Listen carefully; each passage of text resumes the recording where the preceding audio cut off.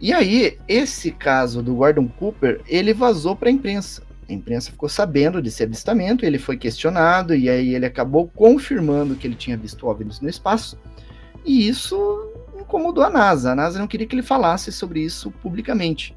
E aí a NASA começou a colocar restrições, proibindo os astronautas de falar sobre OVNIs publicamente, e eles começaram a adotar alguns termos. Bogey, Fire, incêndio, Papai Noel, Forest Fires, Fire Camp, vários termos que eles começaram a usar para se referir a OVNIs em diferentes situações.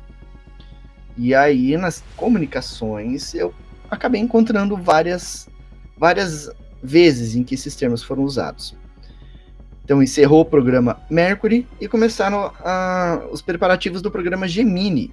Gemini ele começou em 1961, o primeiro voo foi em 1965, e aí em 1966 as missões do programa Gemini acabaram.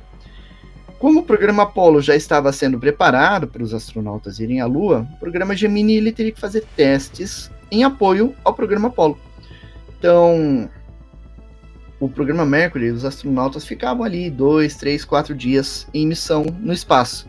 O programa Gemini estendeu isso, eles ficavam 10, 12 dias no espaço para fazer estudos de medicina espacial, para ver o grau de resistência do corpo humano, como é que ele iria se adaptar, para testar equipamentos, o sistema de recolhimento de dejeto humano, né, das necessidades dos astronautas, questão de alimentação, tudo isso era testado ali. E manobras também foram testadas, traje espacial e tudo.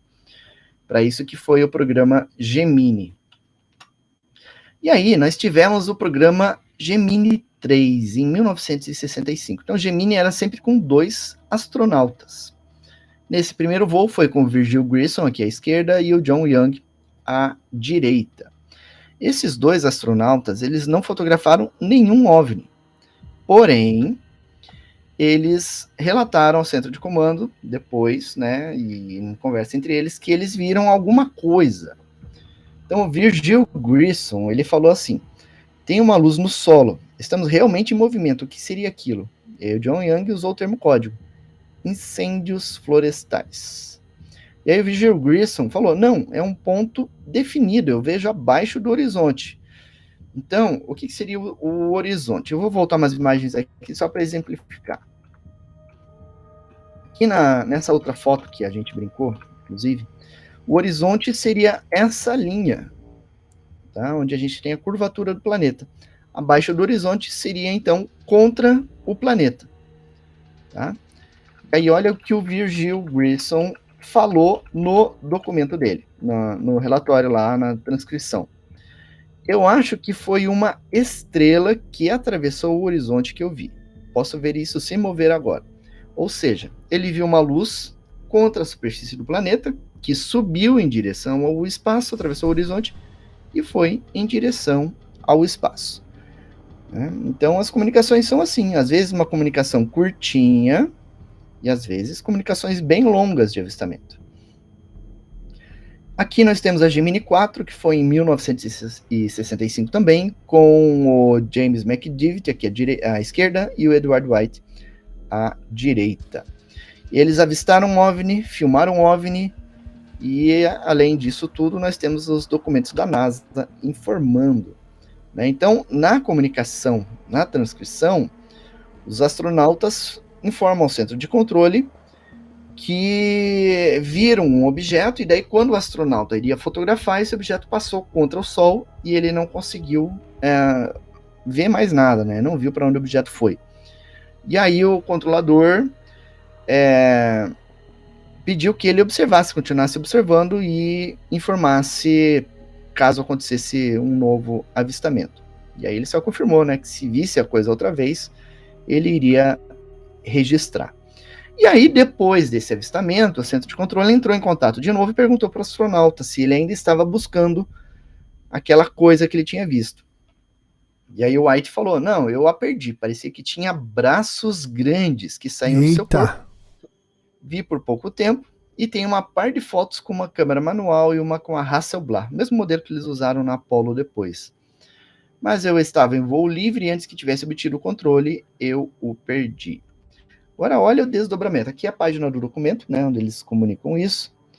Eu apenas vi alguma coisa aqui comigo, mas quando eu ia fazer uma fotografia, eles colocou entre o sol e eu acabei perdendo.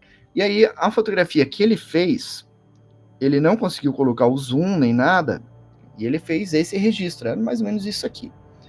Que ele via, obviamente, que a olho nu ele via com uma qualidade maior, ele tinha a câmera ali, ele não conseguiu ajustar para fazer um enquadramento melhor, ou com o zoom, etc. Mas, sobre esse registro, essa comunicação vazou para a imprensa. Vazou das garras da NASA lá e a NASA se viu em maus lençóis, como se diz. Né? A imprensa foi para cima da NASA questionando o que os astronautas viram ali no espaço, o que era aquilo. E aí os astronautas confirmaram que viram alguma coisa e tudo. E aí a NASA deu uma explicação. Não, eles viram um satélite chamado Pegasus. Né? E aí alguns órgãos da imprensa falaram, foi o Pegasus, os astronautas viram Pegasus. Mas teve alguns órgãos de imprensa que foram checar a informação para ver aonde que o satélite Pegasus estava. O satélite Pegasus estava do lado oposto do planeta. Entre os astronautas e o satélite havia todo um planeta tampando a visão. Então não tinha como ser um satélite Pegasus nesse caso. E aí eles voltaram lá para a NASA e questionaram, olha, vocês falaram que era o satélite Pegasus, mas o satélite Pegasus não poderia ser visto, porque ele estava do outro lado do planeta. E aí a NASA só falou, e é verdade, não era o satélite Pegasus. E aí mudou de papo e não respondeu mais as perguntas sobre esse incidente.